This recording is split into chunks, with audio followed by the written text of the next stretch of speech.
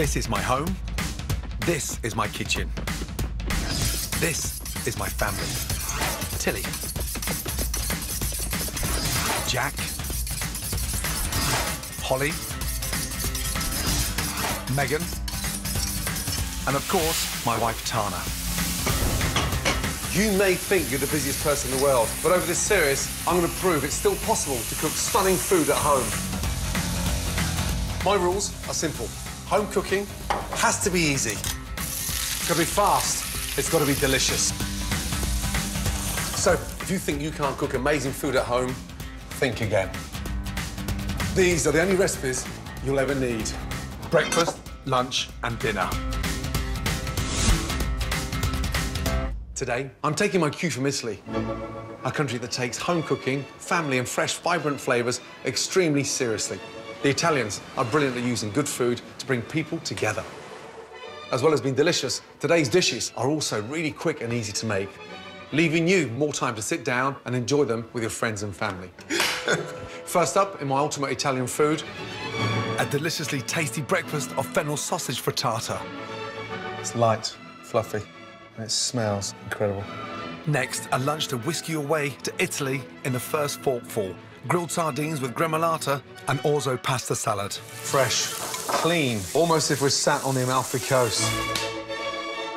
And as boys join forces, as Jack helps me cook an incredible dinner with dishes from the length and breadth of Italy. A starter from the south, quick fig jam crostini with creamy burrata. From the north, a hearty, slow-cooked beef cheek ragu with pappardelle. Why don't you cook this for your girlfriend one day? Just tell her where you got the recipe from, will you? Promise? Promise. Rounding off with a Tuscan-inspired dessert, luxurious espresso panna cotta with cinnamon hazelnut brittle. Maggie, how is it, darling? It's so tasty. Follow these ultimate recipes and you too can embrace breakfast, lunch and dinner the passionate Italian way. Starting with breakfast, a fennel sausage frittata. The exciting thing about frittata is the fact there's no set recipe, because it's basically eggs or whatever else you have left. For me, the secret of a good frittata is in the sausage. Nice hot pan, onions in. Generous on the onions. Heat, nice and high. Season. Fennel seeds to give the onions a really nice flavour. Everyone's used to cooking sausages whole, but it's a really nice way of using them, take them out of their thin skin. And what we're going to do is crumple all that wonderful, spicy fennel sausage into the onions. It's going to release all that flavour a lot quicker. Really important to keep that gas nice and high. And the longer you caramelise the sausage, the more flavour you're going to gain. 6 whole eggs. Give your eggs a really good mix. Flat leaf parsley, a staple in Italian cooking. Chop it, quite rough. Some parmesan. It gives a really nice seasoning. Fresh pepper, and a little touch of salt. And then get it in there. Run your fork through it, so when you slice it, no one's complaining they've got less sausage. I'm gonna make it even more Italian by topping it with some buffalo mozzarella. Dry it, and then slice it nice and thinly. Twist it. Mozzarella in. And then finally, finish it with that Parmesan cheese. Get the top just as tasty as it is at the bottom. My frittata needs 3.5 to 4 minutes under a red-hot grill. To achieve the best results, always ensure your oven or grill are preheated to the perfect temperature. She's ready. This is the thing I love about Italian cooking. It's about sharing, but always focusing on the ingredients. Look at that. I mean, it's incredible. A little shake of the pan to make sure it comes out, and then spatula underneath, and just leave it. It's light, fluffy, and it smells incredible. And that, for me, is a dream come true. It's amazing how far you can take 6 eggs and 2 sausages. Wow. Spicy fennel sausage frittata, my ultimate Italian breakfast. It's a cracking start to the day.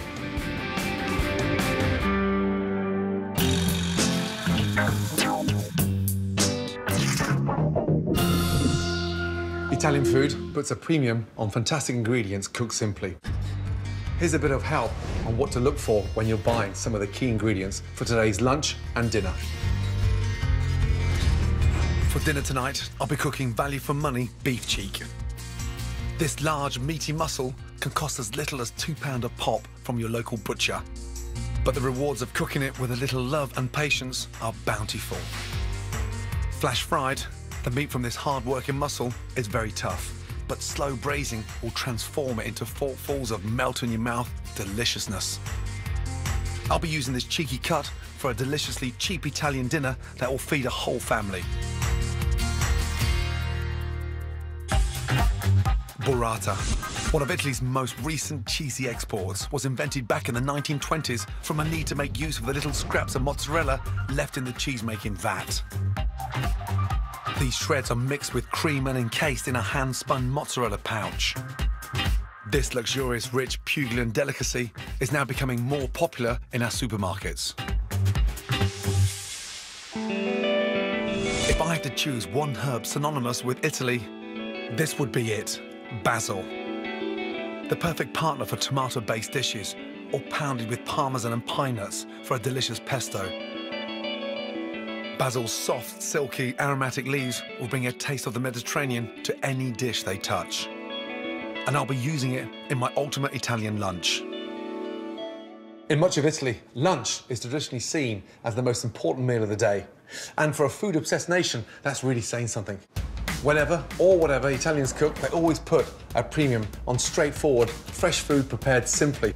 That's why Italian food is so brilliant for the home cook. For my ultimate Italian lunch, I'm cooking scrummy sardines topped with a fragrant gremolata dressing. But first, a deliciously fresh orzo pasta salad. This is one of the hidden delicacies of Italian pasta, orzo. Because 90% of the time, it's always hidden in a soup or a broth or minestrone. And it looks like large grains of rice. But once they absorb that water, they double in size. It's a pasta that needs a lot of help. Season it nicely, pinch of salt, and splash of extra virgin olive oil, fresh bay leaf, into the boiling water. And that bay leaf really helps to flavour the pasta. Give it a little pan, a turn left and right. That stops any pasta sticking to the bottom. And the secret behind cooking any pasta is having a nice, gentle, rolling boil. You just have the gas up where the outside of the pan is just rolling, and all that orzo is tumbling over each other gently. Boiling pasta rapidly tends to destroy the outside texture. It doesn't take the marinade or the vinaigrette or the sauce. For the dressing, parmesan, twist of fresh pepper, the zest of the lemon. Squeeze your lemon in there through your fingers to catch all those seeds. Bring that together with some extra virgin olive oil. Pine nuts taste delicious. Toasting them just elevates them. After 8 minutes, my orzo is perfectly al dente.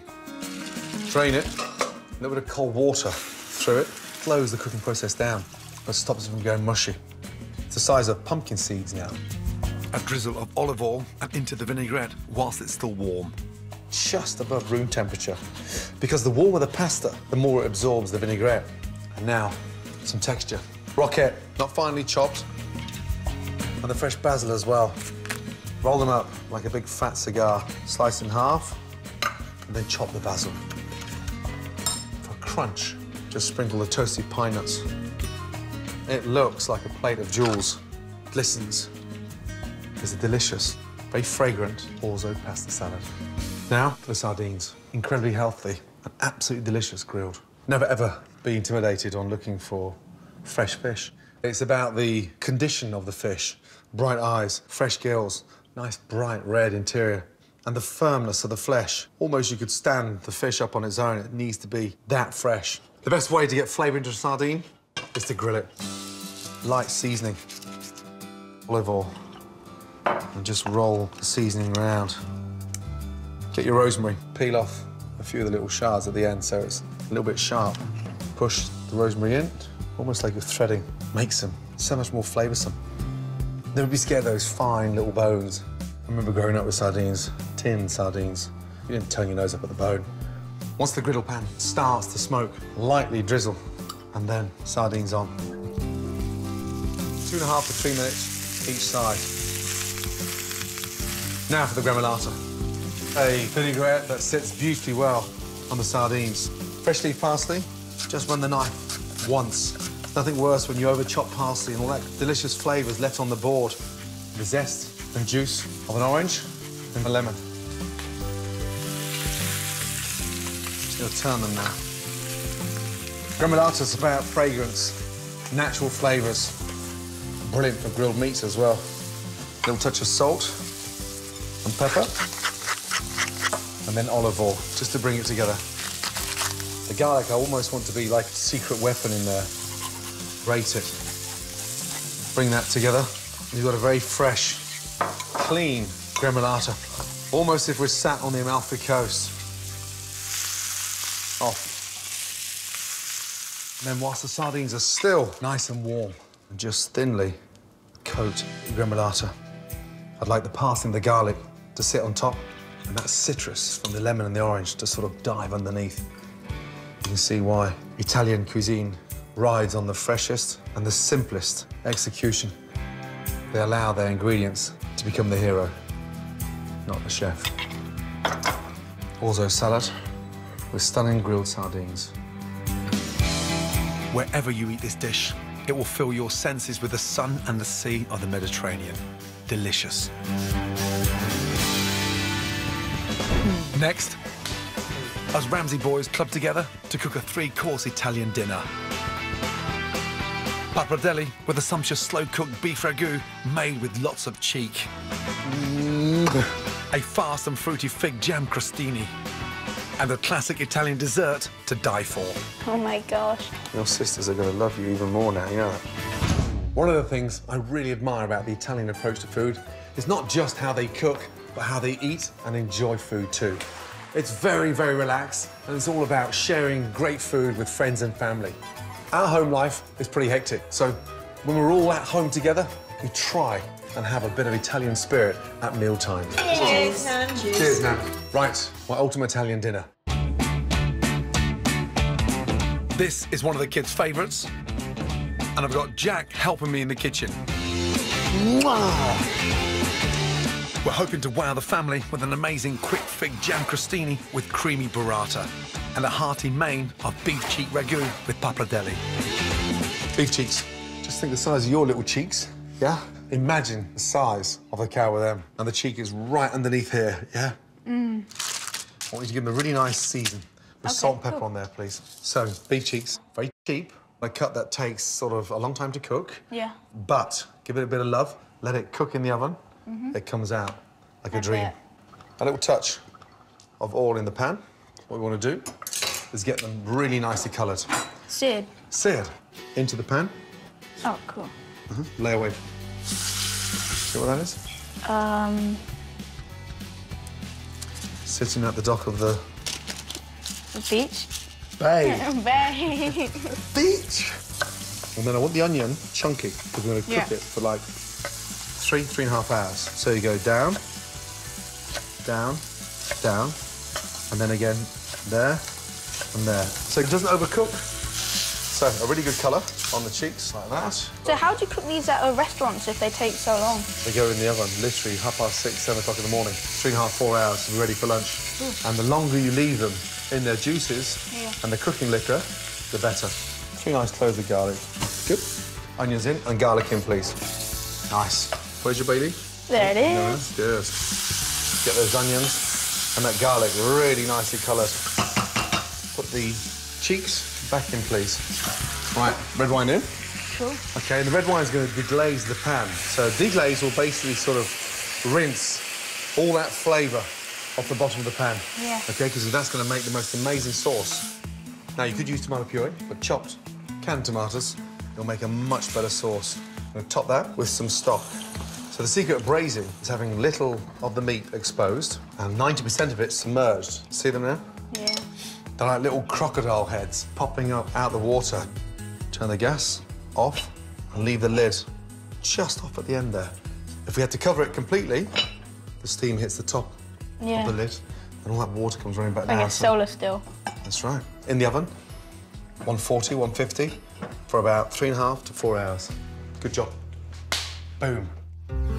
For pudding, I'm making one of my absolute favourite Italian desserts, panna cotta with that quintessentially Italian flavouring, espresso. Start by immersing 2 leaves of gelatine in cold water and leave to soak. Into a small saucepan, add caster sugar, cream, milk, sugar, and a shot of good strong coffee. Gently bring to a simmer and remove from the hob. Squeeze out the soaked gelatine leaves and stir into the hot cream until completely dissolved. Pour your cream mixture into a jug and fill your moulds just short of the rim. Rinsing your moulds in cold water before filling will make it easier to get your panna cotta out once it's set. Leave in the fridge for at least 2 to 3 hours or overnight.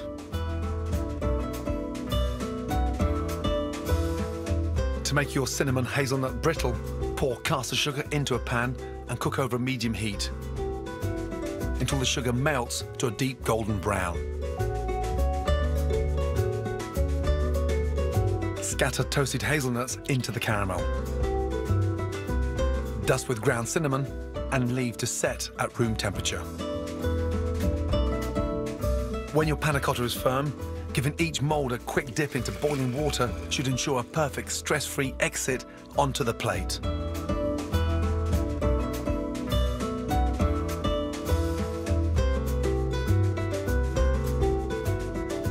Dressed with a shard of crunchy hazelnut brittle, nothing could be so deliciously elegant.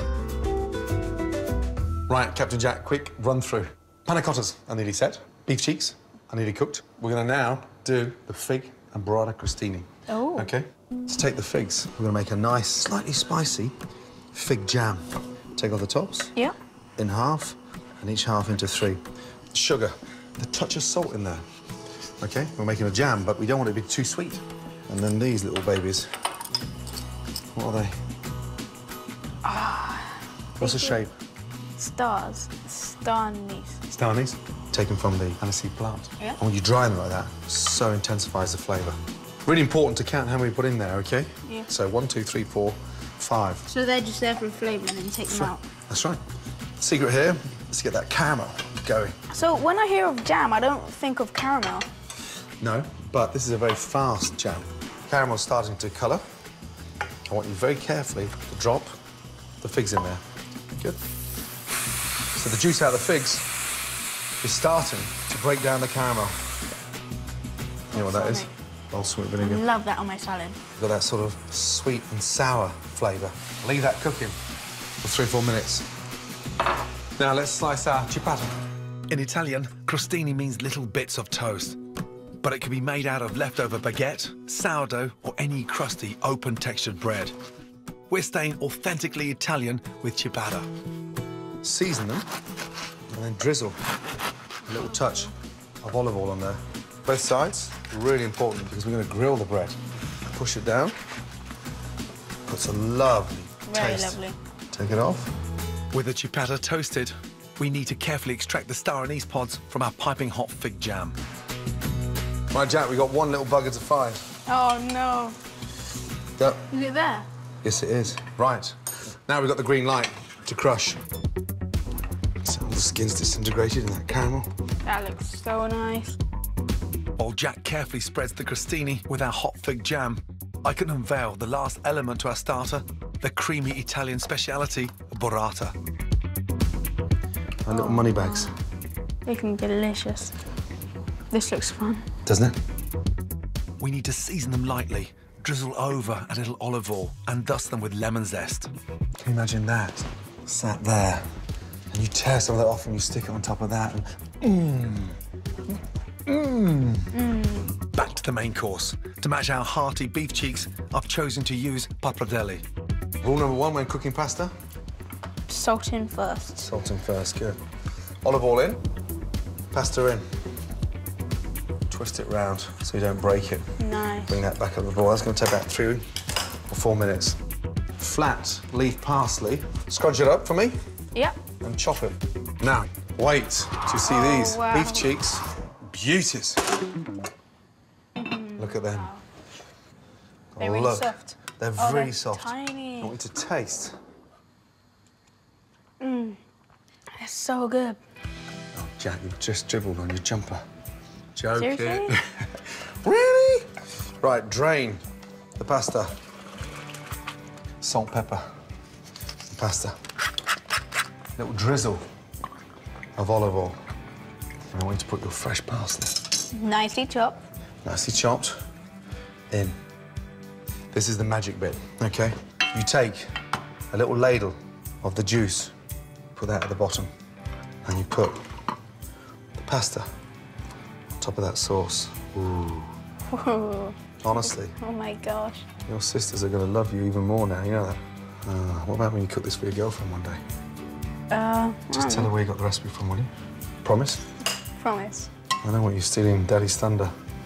1, beautiful jaw on there. 2, beautiful jaws on there. And then the 3rd jaw. And then you go over with the sauce. How cool is that? Delicious. You've got the burrata, and I've got the cheeks. Let's go, baby. Can't stop me. Don't be cheeky. Get it? My ultimate Italian dinner. Quick thick jam crostini with creamy burrata. A main course of slow-cooked beef cheek ragu with pappardelle. And for pudding, espresso panna cotta with cinnamon hazelnut brittle. A stunning meal to bring the whole family together in the best Italian tradition. Tilly, Meg. We got some cheeks for you. Who would like one of these? Cut them in half. Money back. Money back. Money back, thank you. Just rip this open. Yeah, no, of course. How creamy is that? Touch more cheek, Jack, please. Oh, yes, please. Please. Of course you can. Maggie, how is it, darling? It's so tasty, thanks, Daddy. Tilly, what's your favourite part? I really like the cheeks. Come on. Not funny. It's when somebody grabs the other cheek, start worrying. What, the right one? The bounty. The bum cheek. To collect selected recipes from the show, go to my scrapbook at channel4.com/Gordon. Next, it's party time in the Ramsay household. Ladies, let's go. The pork is ready. I'll be showing you the party tricks you need to guarantee your bash Butts away. goes with a bang. Oh, way. 9 o'clock tonight, and it's goodbye educating Yorkshire. English teacher Mr. Burton will see us out. There'll be tears. Jamie next.